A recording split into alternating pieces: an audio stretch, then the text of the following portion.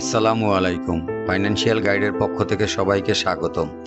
আজ থেকে শুরু হচ্ছে আমাদের নতুন শিক্ষামূলক সিরিজ শেয়ার বাজারের আদ্যোপান্ত। এই সিরিজে আমরা একদম শুরু থেকে শেয়ার বাজার সম্পর্কে জানব।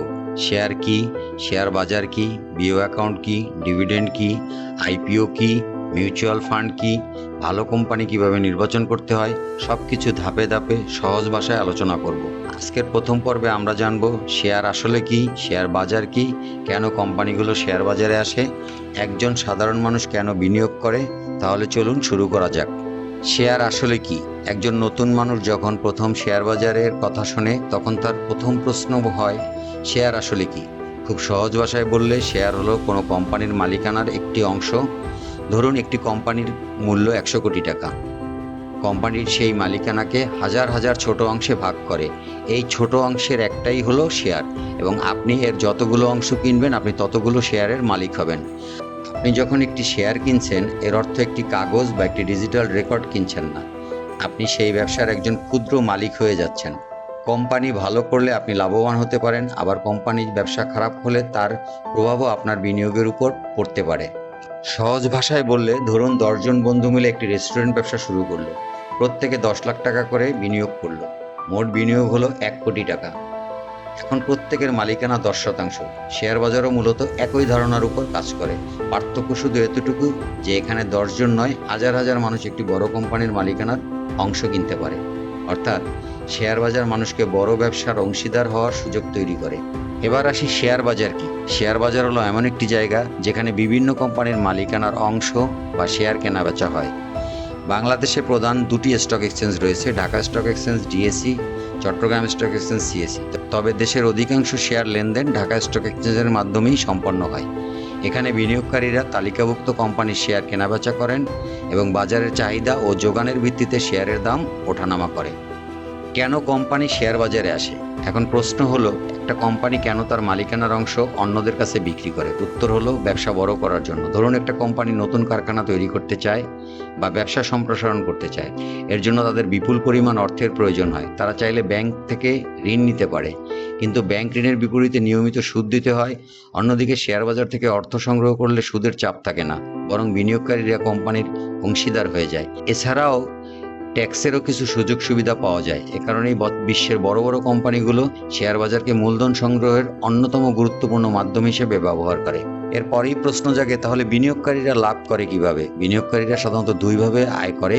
প্রথমত ক্যাপিটাল গেইন, দ্বিতীয়ত ডিভিডেন্ড। একজন সফল বিনিয়োগকারী অনেক সময় এই দুই উৎস থেকেই আয় করেন। এখন আমরা সহজভাবে বিষয় দুটি বুঝিয়ে দিচ্ছি। ধরুন আপনি একটি কোম্পানি শেয়ার 20 টাকায় কিনলেন, কয়েক মাস পরে 30 টাকায় বিক্রি করলেন, তাহলে আপনার প্রতি শেয়ারে লাভ হলো 10 টাকা। এটি হলো ক্যাপিটাল গেইন।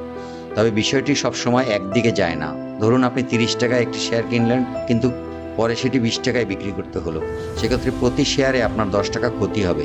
তাই ক্যাপিটাল গেইনের সুযোগ যেমন আছে তেমনি ক্ষতির ঝুঁকিও রয়েছে। এরপরে আসি ডিভিডেন্ড। এক কথায় ডিভিডেন্ড হচ্ছে কোম্পানি যে লাভ করে তার একটা অংশ বিনিয়োগকারীদেরকে দেয়। অনেক বিনিয়োগকারী আছে যারা দ্রুত শেয়ার কেনা বেচা করে না, বরং বছরের পর বছর ভালো কোম্পানির শেয়ার ধরে রাখেন এবং নিয়মিত ডিভিডেন্ড গ্রহণ করেন। এ কারণে ডিভিডেন্ডকে অনেকেই দীর্ঘমেয়াদী বিনিয়োগকারীদের পুরস্কার বলে থাকেন, অথবা এটা একটা নিয়মিত আয়ও বলতে পারেন। শেয়ার কিনতে হলে প্রথমত একটি বিও অ্যাকাউন্ট খুলতে হয়। বিওয়ের পূর্ণ রূপ হলো বেনিফিশিয়ারি ওনার অ্যাকাউন্ট। এটি অনেকটা ব্যাংক অ্যাকাউন্টের মতো, তবে এখানে টাকা রাখা হয় না, এখানে আপনার কেনা শেয়ার সংরক্ষণ করা হয়। বর্তমানে একটি জাতীয় পরিচয়পত্র, ব্যাংক অ্যাকাউন্ট, প্রয়োজনীয় কিছু তথ্য দিয়েই সহজেই বিও অ্যাকাউন্ট খোলা যায়। এরপরে আসি শেয়ার কিভাবে কেনাবেচা হয়। বিও অ্যাকাউন্ট খোলার পর আপনি ব্রোকার হাউসে ট্রেডিং অ্যাপ ব্যবহার করতে পারবেন। ব্রোকারেজ হাউসে গিয়েও শেয়ার কেনাবেচা করতে পারেন, তাদের নিজস্ব ট্রেডিং প্ল্যাটফর্ম আছে। বর্তমানে পুরো প্রক্রিয়াটি ডিজিটাল হয়, ঘরে বসেই মোবাইল ফোন ব্যবহার করে বিনিয়োগ করা সম্ভব। এখন কেন মানুষ শেয়ার বাজারে আসে কিংবা আসবে, এই প্রশ্নের উত্তর খুব সহজ। এখানে অল্প টাকা দিয়েও বড় ব্যবসার অংশীদার হওয়া যায়। সবচেয়ে বড় কথা, আপনি একটা ব্যবসা প্রতিষ্ঠান খুলতে গেলে আপনাকে অনেক কিছু চিন্তা করতে হয়। যেমন ধরেন আপনার একটা দোকান বা একটা প্রতিষ্ঠান লাগবে, কর্মচারী রাখতে হবে, তো কোনো অফিস পরিচালনা করতে হবে। শেয়ার বাজারে বিনিয়োগ করলে আপনার এগুলো কিছুই লাগবে না, দোকান ভাড়া লাগে না, কর্মচারী রাখতে হয় না, কোনো অফিস পরিচালনা করতে হয় না। একটা মোবাইল ফোন, একটা বিও অ্যাকাউন্ট থাকলেই বিনিয়োগ শুরু করা যায়। অনেক মানুষের কাছে শেয়ার বাজার এমন একটি ব্যবসা যেখানে তুলনামূলক কম ঝামেলায় ব্যবসার মালিকানা অংশ কেনা যায়। আরো পরিষ্কার করে বললে শেয়ার বাজার হচ্ছে একটা নিরাপত্তামূলক জায়গা, যেখানে আপনার মালিকানা, আপনার শেয়ার কিংবা আপনার টাকা পয়সা এগুলো কেউই জানবে না। এ কারণেই বিশ্বের কোটি কোটি মানুষ শেয়ার বাজারে বিনিয়োগ করে থাকে। দুর্ভাগ্যক্রমে আমাদের দেশে বিনিয়োগকারীর সংখ্যা 2%, যা কোনোভাবেই আমাদের ইকোনমির সাথে যায় না। এবার আসি সবচেয়ে বড় কথা, যেটা শেয়ার বাজারের ঝুঁকি। আমরা অনেকেই জানি না যে শেয়ার বাজারের ঝুঁকিটা আসলে কি। আমরা সবাই মনে করি এখানে আজকে কিনলেই কালকে লাভ, এবং সবাই কারসাজির সাথে জড়িয়ে পড়ি, এবং সেখানেই সবচেয়ে বড় ঝুঁকি।